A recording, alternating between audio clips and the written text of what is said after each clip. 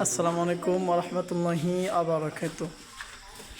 প্রিয় দর্শক, আমরা ঈদ আনন্দই এই যে সামনে কোরবানি ঈদ, আমাদের এই ঈদের জন্য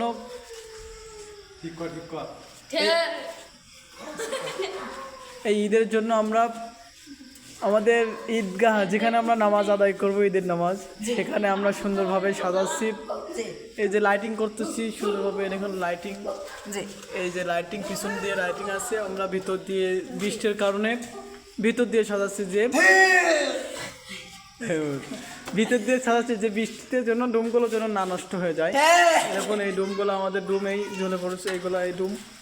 এই যে মুমিন নামের ছেলেটা, ইনি সাজাচ্ছে, ফিরে কাজ করে, ইনি হালকা হালকা মিস্ত্রি, ওয়েল্ডিং করা মিস্ত্রি, কারেন্টের মিস্ত্রি, হালকা সম্পূর্ণভাবে পারে না।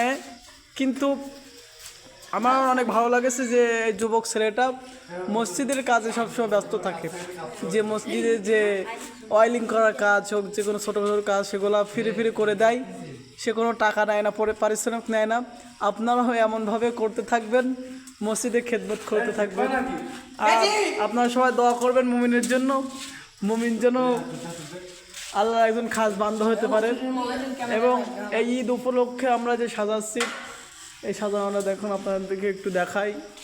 ও এখন তো দেখানো যাবে না, এখনও জ্বালাই না আমরা। কি হলো মুমিন, লাইট মারছো কেন?